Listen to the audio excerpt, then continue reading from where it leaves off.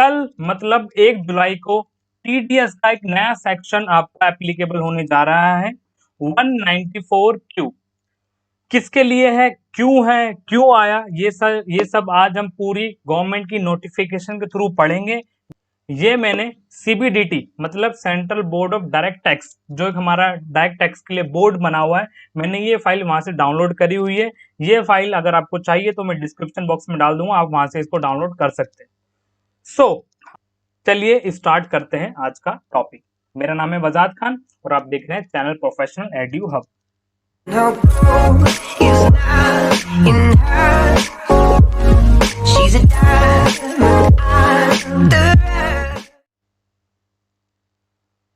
देखिए साफ साफ यहाँ पे पहले लिखा हुआ है 194Q सेक्शन। ठीक है, थोड़ा सा ब्रीफ ले लेते हैं इस सेक्शन का, ताकि आप अगर कहीं पे जॉब कर रहे हो, नई चीज एप्लीकेबल हुई है, तो शायद आपका ओनर या आपके ऊपर जो सीनियर होगा वो आपसे पुट अप कर सकता है क्वेश्चन। तो अपने आप को अपग्रेड करने के लिए हमारे चैनल को देखते रहिए, और अगर सब्सक्राइब नहीं किया तो सब्सक्राइब कर लेना, बेल आइकन को प्रेस कर लेना, ताकि वीडियो अपलोड होते ही आपको नोटिफिकेशन आ जाए। यहाँ देखिए सेक्शन का नाम लिखा हुआ 194Q, यही सेक्शन है जो आपका न्यू एप्लीकेबल होने जा रहा है 1 जुलाई से। तो पहली बात मैं आपको थोड़ा सा ब्रीफ दे देता हूँ टीडीएस के ऊपर। और अगर आपको टीडीएस के ऊपर, क्योंकि मैंने अभी तक टीडीएस के ऊपर एक डिटेल्ड वीडियो नहीं बनाई है, और अगर किसी को चाहिए तो मेरे को कमेंट बॉक्स में जरूर लिखना, मैं उस पर जल्दी से जल्दी वीडियो बनाऊंगा। बाकी एज पर नीड मैं धीरे धीरे उसके ऊपर वीडियो लाऊंगा जरूर। ठीक है, तो टीडीएस को मैं पहले क्लियर कर देता हूँ। इनकम टैक्स का पार्ट है।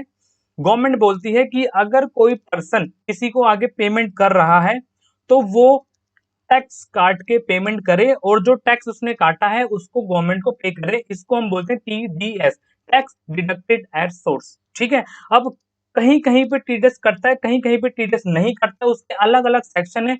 इनकम टैक्स में जो हमारा लॉ बना उसमें अलग अलग बातें लिखी हुई हैं, पूरी डिटेल्ड आपकी सेक्शन के साथ बनी मतलब है। तो वो वीडियो मैं बाद में लाऊंगा, अगर किसी को नीड हो तो मुझे कमेंट बॉक्स में जरूर बताना, ताकि मैं उसके ऊपर जल्दी जल्दी फटाफट वीडियो लाऊं। ठीक है, लेकिन अभी ये लेटेस्ट अपडेट है, तो इसके लिए मैं आपको पहले वीडियो बना देता हूँ, बाकी डिटेल में वीडियो बाद में हर एक सेक्शन के ऊपर कि कहाँ कहाँ कैसे कैसे क्यों क्यों टीडीएस एप्लीकेबल होता है, टीडीएस कटता है। अभी थोड़ा सा ब्रीफ दे दिया मैंने। ठीक है, तो ये किसके ऊपर है, यहाँ पे साफ साफ लिखा हुआ है परचेज ऑफ गुड्स के ऊपर। मींस अगर कोई परचेज करता है गुड्स को, और परचेज करने पे ऑब्वियस सी बात है परचेजर सामने पेमेंट करेगा, तो गवर्नमेंट ने बोल दिया आप पेमेंट पूरी नहीं करोगे, थोड़ा सा टैक्स काट के करोगे। क्यों, कैसे, कब और कब नहीं, ये सारा इस सेक्शन में आपका मैं आज डिस्कस करने जा रहा हूं। तो देखिए यहाँ पे दिया हुआ एनी पर्सन, कोई भी पर्सन, ठीक है, जो बायर है, रेस्पॉन्सिबल है क्या, जो भी पेमेंट करेगा किसी भी रेसिडेंट को, रेसिडेंट का मतलब यहाँ से क्या हो गया, इंडियन पर्सन।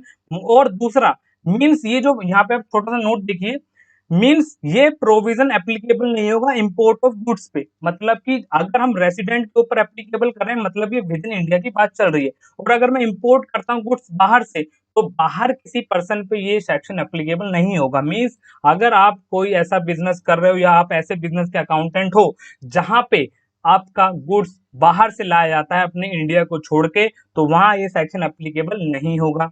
ठीक है भाई, आगे चलते हैं। फिर उसके बाद बोला गया, और दूसरा उस गुड्स की वैल्यू एग्रीगेट 50 लाख से अबव हो।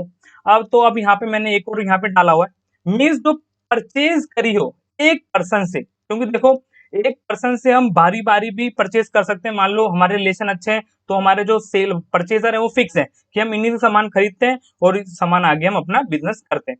तो भाई जो परचेजर, जो जिससे हम परचेज कर रहे हैं, मीन जो सेलर है हमारा, अगर उससे एक बारी में या बहुत सारे बारी में लेकिन विद इन ईयर, जैसे 2021 चल रहा है, 2021 से 2022 चल रहा है, मान लो ईयर लेते हैं, एक मिस्टर ए है और मैं उससे गुड्स खरीदता हूँ, मान लो एक ही बारी में 50 लाख से ऊपर, मान लो 60 लाख का गुड्स खरीद लिया।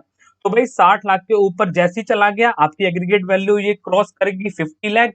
तो इस सेक्शन के अकॉर्डिंग आपको उस पर क्या करना पड़ेगा, टीडीएस डिडक्ट करना होगा। मींस अब आप उसको पूरा पैसा नहीं दोगे, थोड़ा सा टैक्स अमाउंट काटोगे और अपने पास रखोगे और उसको गवर्नमेंट को पे कर दोगे, पहली बात।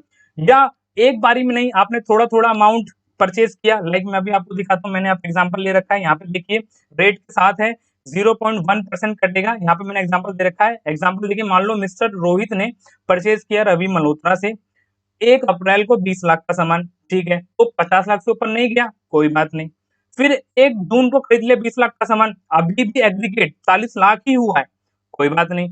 फिर उसके बाद यहाँ पे आ गया 1 8 को 10 लाख का सामान खरीदा, अब एग्रीगेट 50 लाख हो गया बट एक्सीड नहीं किया, मींस अभी भी ये प्रोविजन एप्लीकेबल नहीं हुआ। बट 1 10 को सिर्फ उसने 5 लाख का सामान खरीद लिया, तो अब आपका टीडीएस मींस ये सेक्शन इसके ऊपर एप्लीकेबल हो गया है। इट मींस आपको यहाँ पे टीडीएस डिडक्ट करना पड़ेगा। बट यहाँ पे साफ-साफ लिखा हुआ, ध्यान से पढ़ोगे, एक्सीडिंग ₹50 लाख, मतलब कि लास्ट वाली लाइन पढ़िए। सो जो टीडीएस डिडक्ट होगा वो 50 लाख एक्सीड करने पे तो होगा, बट 50 लाख से ऊपर मींस 50 लाख से ऊपर कितना है अभी एग्जाम्पल में 5 लाख, तो 5 लाख का 0.1% आप टीडीएस को काट लोगे। मान लो 1% जो भी बनता हो 5,000 या कुछ भी, उसको आप गवर्नमेंट को पे कर देना है, पहली बात। दूसरा, यहाँ बीच में एक लाइन थी कि भाई हम टीडीएस को काटेंगे कब, तो भाई 2 टाइम है। जब आप परचेज करोगे, इट मींस आप बिजनेस हो, या तो आप एंट्री पास करोगे परचेज की कि हाँ भाई परचेज अकाउंट डेबिट, जीएसटी जो भी लगाओ, सीजीएसटी, एचजीएसटी या आईजीएसटी डेबिट टू पार्टी, या तो आप ये एंट्री कर रहे हो तो वो वाला दिन पकड़ो, या आप उसको पेमेंट कर रहे हो, ये रहा, या आप उसको कर रहे हो पेमेंट, मींस आप उसको बैंक से पेमेंट कर रहे हो, और दोनों में से जो पहले हो जाए, विच एवर इज अर्लियर, तो आपको यहाँ पे क्या करना है, आपको टीडीएस डिडक्ट कर लेना है। मैं पहले बता दूं दोबारा अगेन, अगर आप अपने बुक में उस परचेज को रिकॉर्ड कर रहे हो, वो वाला दिन पकड़ लो, लाइक आपने परचेज करी आज के दिन 1 जुलाई, ठीक है, और आप पेमेंट कर रहे हो मान लो 2 जुलाई को, तो आपके पास 2 डेट आ गई, 1 जुलाई 2 जुलाई, इन दोनों में से जो भी पहले हो जाएगा वो दिन आपके टीडीएस डिडक्शन के लिए एप्लीकेबल हो जाएगा, आप उसका टीडीएस डिडक्ट करोगे। मींस अब आप जब भी ट्रांजैक्शन रिकॉर्ड करोगे अकाउंटिंग में, तो उसको वहां पे आपको टीडीएस का भी इफेक्ट लेके रिकॉर्ड करना पड़ेगा। दूसरा, अभी मैं एंट्री नहीं बता रहा हूँ, बट जब डिटेल्ड वीडियो आएगी विद अकाउंटिंग सारे सेक्शन, और विद अकाउंटिंग में कैसे बताऊंगा कि सारी की सारी चीजें कैसे रिकॉर्ड होंगी, ठीक है। तो अभी इसके ऊपर वीडियो नहीं है, सिर्फ इस सेक्शन को ब्रीफ दे रहा हूँ, क्योंकि जो लोग ऑलरेडी काम कर रहे हैं उनका थोड़ा बहुत मेरे पे मैसेज आया था 2-3 लोगों का कि ये सेक्शन आ रहा है तो इसके बारे में थोड़ा बता दीजिए, इसलिए वीडियो बनाई जा रही है कि वो लोग अपनी अकाउंटिंग को कर लें। बाकी आपके लिए भी इंपॉर्टेंट है, आज नहीं तो कल आपको पढ़ना ही पढ़ना है, ठीक है। तो आई होप समझ आ गया होगा। दूसरा, अब भाई यहाँ पे ये क्वेश्चन उठ रहा है कि यार सारे के सारे बायर पे जो परचेजर हैं सब पे एप्लीकेबल है, क्या सबको ही टीडीएस काटना है या कुछ लोग अलग है? तो यहाँ पे देखो एक्सप्लेनेशन में दिया हुआ बायर्स का मीन, तो बायर्स का मीन क्या लिखा हुआ है इस पूरे स्टेटमेंट में पढ़ देता हूँ जल्दी जल्दी। यहाँ पे लिखा हुआ कि एक पर्सन जो बायर है उसकी टोटल सेल या ग्रोस रिसीव, या तो सेल होगी या रिसीट होगी, सर्विस प्रोवाइड करेगा तो रिसीट हो जाती है, सेल गुड्स करेंगे तो और दूसरा टर्नओवर एक्सीड कर गया 10 crore rupees in financial year immediately preceding financial year. इसका मतलब क्या हो गया, तो ज्यादा भारी भरकम वर्ड बोल दिया। तो मैंने यहाँ पे एक नोट लिखा हुआ छोटा सा, साइड में आपको दिख रहा होगा। मींस अभी जो चल रहा है आपका ईयर कौन सा चल रहा है, 2021 टू 2022, ठीक है, 21-22 चल रहा है। मींस इससे पहले वाला इमीडिएटली प्रीसीडिंग, मतलब इससे पहले वाले ईयर में हमें टर्नओवर दिखना है। मींस 21-22 में, मैंने यहाँ पे गलती से टाइप कर दिया 21-21 कर दिया है, बट आप देखेंगे कौन सा 20-21, अभी क्या चल रहा है 21-22, इससे पहले क्या चल रहा है 20-21, उस ईयर को देखेंगे, उस ईयर में अगर टर्नओवर या ग्रोस रिसीट या अगर टोटल सेल आपकी 10 करोड़ से ऊपर चली गई तो आपके ऊपर ये सेक्शन एप्लीकेबल हो जाएगा। इट मींस बहुत सारे बायर इस सेक्शन के से आउट हो गए, क्योंकि 10 करोड़ की टर्नओवर होना एक बहुत बड़े बिजनेस की निशानी होती है, छोटे मोटे बिजनेस इसमें नहीं है। और ऑब्वियस बात है गवर्नमेंट इतना बर्डन नहीं डालना चाह रही कि छोटे छोटे बायर, छोटे छोटे बिजनेसमैन इन चीजों में फंसे, क्योंकि बहुत सारी कंप्लाइंस वैसे उनको फॉलो करनी पड़ती है, ये भी कंप्लाइंस फॉलो करेंगे तो थोड़ी उनको परेशानी होगी। तो इसी वजह से यहाँ पे बोला गया जो बड़े हैं जिसका टर्नओवर 10 करोड़ से ऊपर है, तो उसके लिए ये सेक्शन एप्लीकेबल हो चुका है। आई होप समझ आया होगा। आगे चलते हैं। बाकी ये जो 2-3 सेक्शन है ये थोड़े से मतलब बोर्ड मीटिंग वगैरह ये उसके लिए, तो इसको हम साइड करते हैं। हम लास्ट में चलते हैं, जो आपका इंपॉर्टेंट है ये कि ये सेक्शन कहाँ कहाँ एप्लीकेबल नहीं होगा। हमने वो पढ़ लिया कहाँ कहाँ एप्लीकेबल है 10 करोड़ से ऊपर, कहाँ कहाँ एप्लीकेबल नहीं होगा। पहला पॉइंट बोल रहा है अगर टैक्स किसी और प्रोविजन में डिडक्ट हो गया, भैया मान लो गुड्स के ऊपर 194 क्यू तो आ रहा है 1 जुलाई से, बट क्या पता कोई और सेक्शन एप्लीकेबल हो गया हो जाते हैं। मैं आपको अगली मतलब जब वीडियो आएंगी ना उसमें बताऊंगा टीडीएस का। अगर कोई और प्रोविजन एप्लीकेबल हो गया तो ये सेक्शन वहां नहीं आएगा, क्योंकि दो चीजें एक साथ नहीं आ सकती। गवर्नमेंट ने बोला अगर कोई और सा सेक्शन अगर एप्लीकेबल हो गया तो यहाँ पे ये सेक्शन एप्लीकेबल नहीं होगा, ये रिलीफ है, ये अप्लाई नहीं होगा। दूसरा 206C एक सेक्शन है जिसका TCS है, टैक्स कलेक्टेड एट सोर्स। तो टैक्स कलेक्टेड एट सोर्स भी बहुत सारी चीजों पे एप्लीकेबल होता है, इसके ऊपर भी मैं आगे फर्दर वीडियो लाऊंगा आगे जाके। तो अगर TCS एप्लीकेबल हो गया तो ये सेक्शन जो TDS का है वो एप्लीकेबल नहीं होगा। आई होप समझ आया हो। तो एक बार ब्रीफ ले लेते हैं फटाफट फटाफट फटाफट। तो देखो भाई ध्यान से, किसके ऊपर एप्लीकेबल है? परचेज ऑफ गुड्स के ऊपर। कौन पर्सन रिस्पॉन्सिबल है? जो बायर होगा। लेकिन किसके ऊपर एप्लीकेबल होगा? जो रेसिडेंट होगा, मींस इंडिया का पर्सन, बाहर का नहीं, मींस इंपोर्ट ऑफ गुड्स पे एप्लीकेबल नहीं होने वाला। इस वैल्यू पे एग्रीगेट वैल्यू अगर 10 लाख और 50 लाख से ऊपर चली गई तो 50 लाख या तो एक बारी में चली जाए किसी बंदे के साथ, या मेनी टाइम्स, मतलब थोड़ी थोड़ी परचेज जाके वो ऊपर चली जाए। तीसरा रेट क्या होगा? 0.1% होगा, बट किस पे? जो 50 लाख से ऊपर चली जाएगी, मीन 50 लाख तक नो डिडक्शन। 50 लाख से 1 रुपया भी ऊपर चला गया तो उस 1 रुपए पे 0.1% आपका क्या कटेगा? टीडीएस कटेगा। टीडीएस कटने के टाइम बता दिया, या तो आप उस परचेज को रिकॉर्ड कर रहे हो वो डेट पकड़ लो, या तो आप पेमेंट कर रहे हो सामने वाली पार्टी को वो पकड़ लो। दोनों में से जो अर्लियर हो, जो पहले हो, वही आपका क्या होगा? टीडीएस डिडक्शन की डेट। ये मैंने यहाँ पे लिखा हुआ है, ठीक है। फिर उसके बाद ये पूरा का पूरा पैराग्राफ क्या बोल रहा है भाई? ये उन बायर्स पे एप्लीकेबल होगा जिनकी टोटल सेल्स या टोटल ग्रोस रिसीट या टर्नओवर 10 करोड़ से ऊपर चला गया हो financial year immediately preceding year. मतलब अगर आपका ये ईयर चल रहा है कौन सा? 20 और 21-22, इट मींस हम देखेंगे इससे पिछला, मतलब 20-21 में total sale, gross receipt, turnover 10 crore से ऊपर चला जाएगा, उस बायर के ऊपर एप्लीकेबल हो जाएगा।